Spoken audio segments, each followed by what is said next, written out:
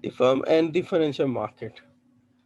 Next जो है scenario वो ये है कि कैसे फाइनेंशियल मार्केट्स जो हैं वो हेल्प आउट करती हैं।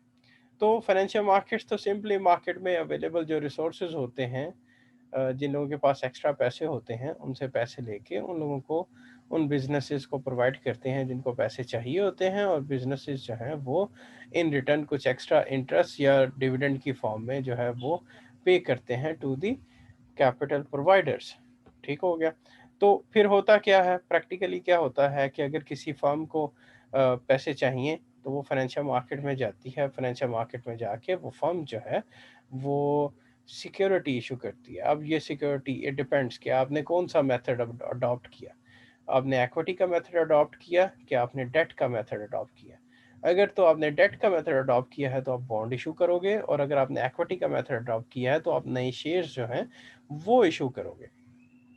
तो ये सिक्योरिटी इशू की और इशू करके फाइनेंशियल मार्केट को दे दी। फाइनेंशियल मार्केट ने आपको पैसे दे दिए, कैश दे दिया।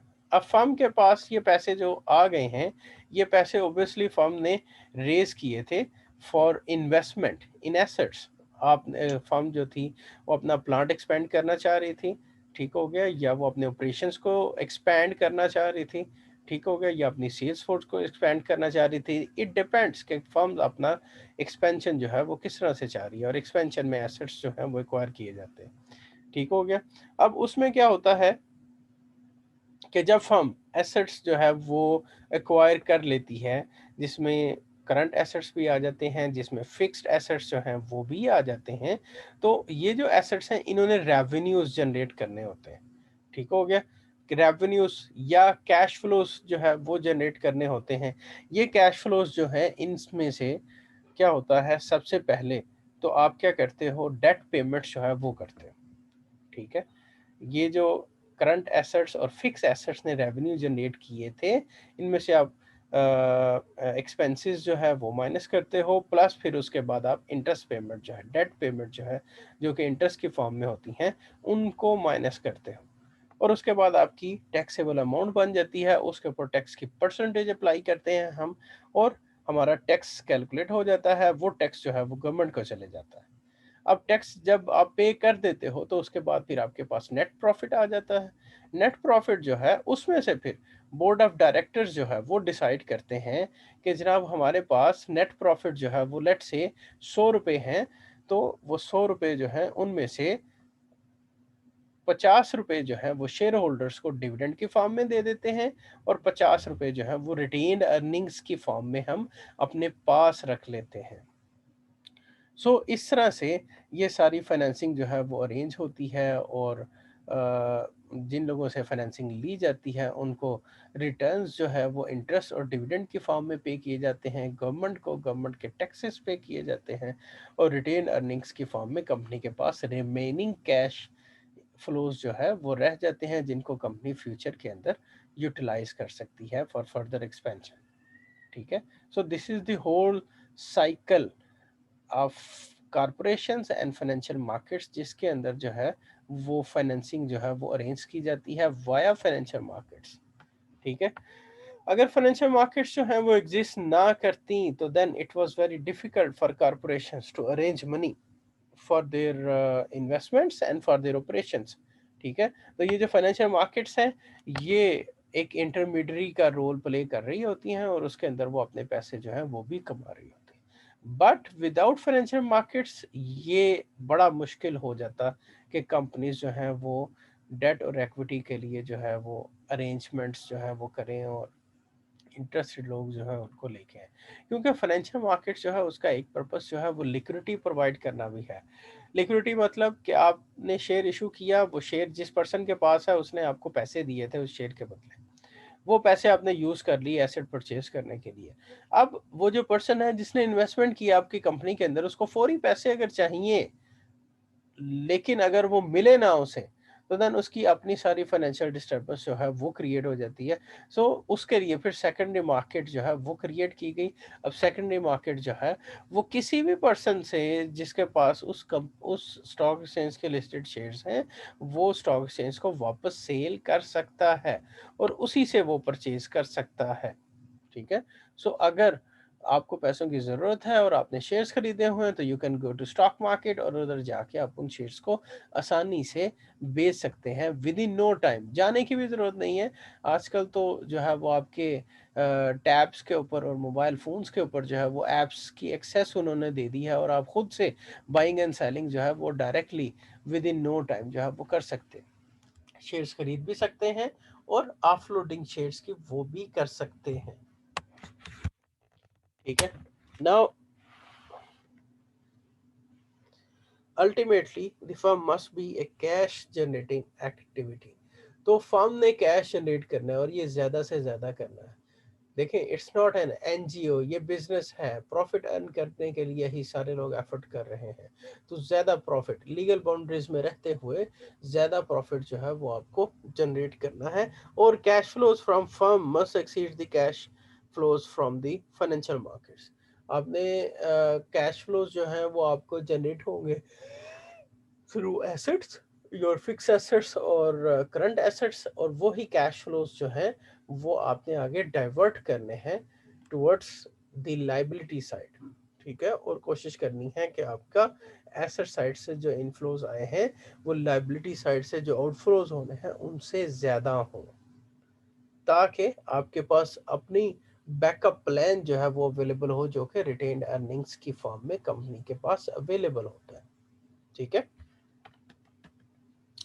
Now, the corporate form of business is the standard method for solving the problems encountered in raising large amount of cash.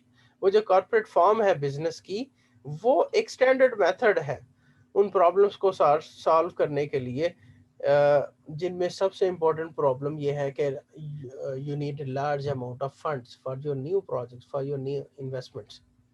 However, businesses can take other forms as well.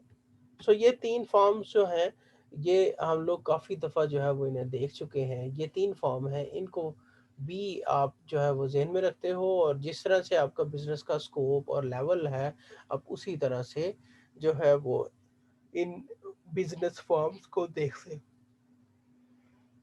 इनके अपने अपने फ़ायदे और अपने अपने नुकसान हैं। सोल प्रोप्राइटर जो है वो सिंपली क्या होता है कि आप अकेले मालिक हो और नीचे आपने मुलाजिम रखे हो और आप खुद से सारा काम जो है वो उन मुलाजमों से करवा के अपनी बिजनेस एक्टिविटीज़ जो है उनको चला रहे हो।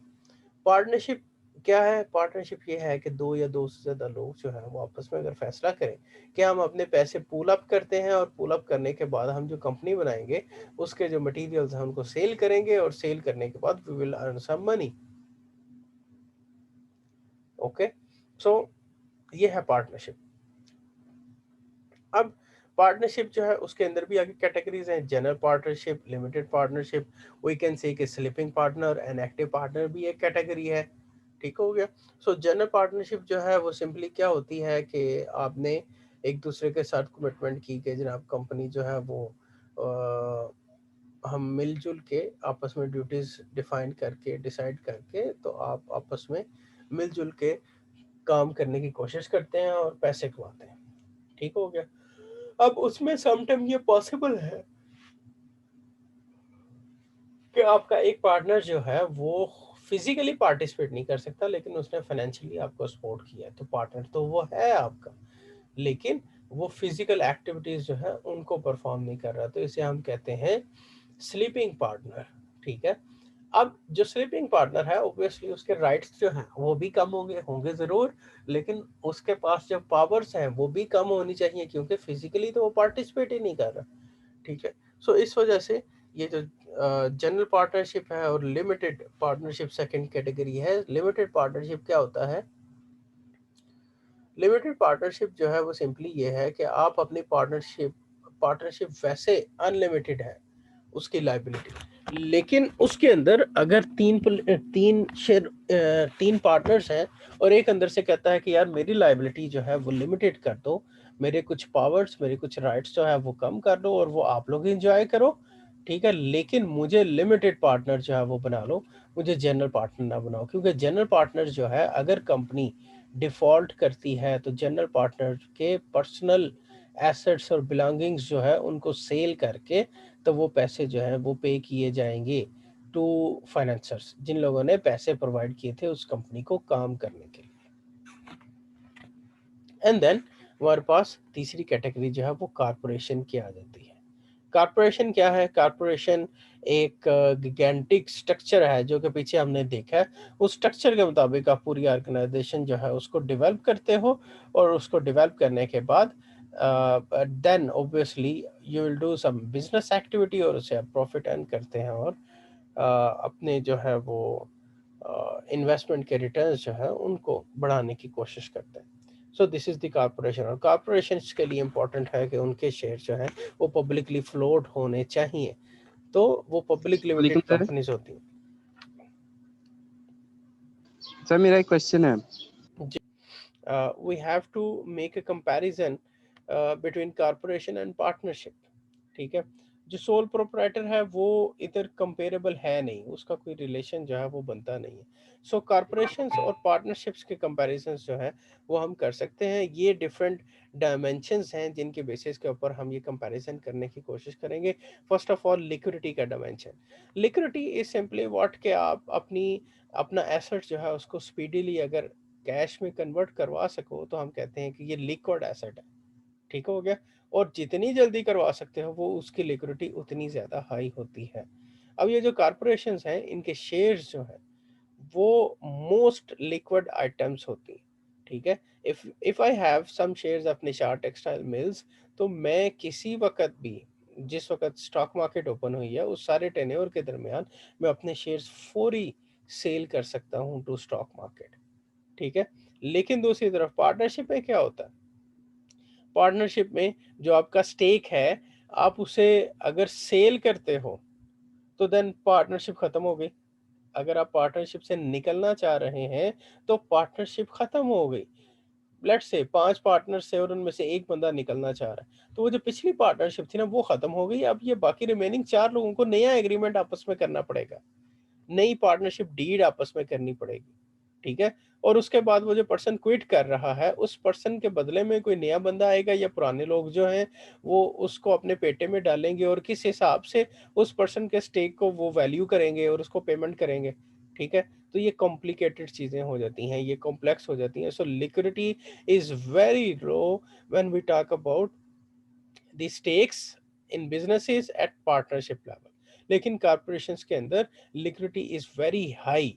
ठीक है, you can sell your ownership stake any time, और उसके अंदर आपके साथ कोई ज्यादती नहीं कर सकता। जो मार्केट का रेट है उस रेट के मुताबिक जो है वो आप अपनी ऑनरशिप स्टेक जो है उसे सेल कर सकते हैं। वोटिंग राइट्स में यूजुअली एक शेयर जो है उसके बदले आपको एक वोट करने का राइट जो है वो मिल जाता है। जितने शेयर्स हैं अकॉर्डिंगली आप उतने वोटिंग राइट्स जो है वो रखते हो। आप उतनी क्वांटिटी के अंदर वोट जो है वो डाल सकते हो किसी पर्सन को। General partner is in charge. दूसरी तरफ जब पार्टनरशिप में आते हैं तो जो वोटिंग राइट्स हैं उनमें थोड़ी सी डिस्क्रिमिनेशन होती है। जो स्लीपिंग पार्टनर्स हैं वो तो चूंकि बिजनेस को जानते ही नहीं है और बिजनेस में वो कंट्रीब्यूट ही नहीं कर रहे फिजिकली, वो उन्होंने सिर्फ फाइनेंस प्रोवाइड किया। तो नॉर्मली पार्टनरशिप के अंदर क्या होता है कि उनकी बात की इतनी इम्पोर्टेंस नहीं होती, इतनी वेटेज जो है वो नहीं दी जाती उनकी बात को, और उनके राइट्स जो हैं वो भी कम होते हैं क्योंकि फिजिकली वो अटैच नहीं है बिजनेस के साथ। Then taxation point of view से जब आप कॉरपोरेशंस को देखते हैं तो डबल टैक्सेस जो है वो अप्लाई होते हैं कॉरपोरेशंस के अंदर। वो कैसे डबल टैक्सेस अप्लाई होते हैं कि जब आपकी टैक्सेबल इनकम बन जाती है, कॉरपोरेशंस की बैलेंस शीट बन रही है लेट्स से, तो उस सिनेरियो में आपकी इनकम स्टेटमेंट जब बन रही है तो आप एक तो उस वक्त टैक्स पे करते हो, उसके बाद फिर शेयर होल्डर को जब उन टैक्स कटी हुई अमाउंट से नेट प्रॉफिट निकल के तो डिविडेंड जाने लगता है, तो उस वक्त डिविडेंड्स की अमाउंट से कुछ पैसे काट लिए जाते हैं। सो ये है डबल टैक्सेशन इन कॉरपोरेशंस। लेकिन ये काम जो है वो पार्टनरशिप में नहीं होता। पार्टनर जो है वो अपना अपना इनकम स्टेटमेंट के मुताबिक जो है वो टैक्स पे कर रहे होते हैं। तो single taxation is applied over there. Reinvestment and dividend pay out. Reinvestment और डिविडेंड पे आउट जो है depends in that depends on board of directors decision, ठीक है। कॉर्पोरेशंस के अंदर बोर्ड ऑफ डायरेक्टर्स जो है वो पैसे बच जाने के बावजूद भी अगर फैसला करें कि हमने अभी डिविडेंड्स नहीं देने 6 माह, तो वो भी एक्सेप्टेबल होता है, उसमें कोई पनिशमेंट नहीं, कोई ज्यादती नहीं किसी के साथ। क्योंकि जब आपने इक्विटी अरेंज की थी ना, तो आपने रिटर्न की कोई कमिटमेंट नहीं की, लेकिन डेट के वक्त आपकी ओब्लिगेशन है एंड यू हैव टू पे योर डेट, ठीक है। सो इस वजह से ये री इन्वेस्टमेंट का ऑप्शन जो है वो बोर्ड के फैसले पे डिपेंड कर रहा होता है कॉर्पोरेशंस के अंदर। और पार्टनरशिप के अंदर क्या है, जो पैसे आपके बचे वो सारे के सारे आप रीडिस्ट्रीब्यूट कर देते हो अपने पार्टनर्स के दरमियान। लाइबिलिटी जो है कॉर्पोरेशंस के सिनेरियो में लिमिटेड लाइबिलिटी होती है, जबकि पार्टनरशिप के अंदर जो जनरल पार्टनर है नॉर्मली उसकी अनलिमिटेड लाइबिलिटी, और जो दूसरा स्लीपिंग पार्टनर है उसकी लिमिटेड लाइबिलिटी जो है वो बन जाती है। एंड देन कंटिन्यूटी, जो कॉर्पोरेशंस हैं उन्होंने हमेशा के लिए रहना होता है और वो उसी पॉइंट ऑफ व्यू से सोच रही होती है लॉन्ग रन में। लेकिन जो पार्टनरशिप्स हैं उसमें ये कंसेप्ट एग्जिस्ट नहीं करता, पार्टनरशिप की लिमिटेड लाइफ है, जबकि दूसरी तरफ कॉर्पोरेशंस जो है उनकी परपेचुअल लाइफ।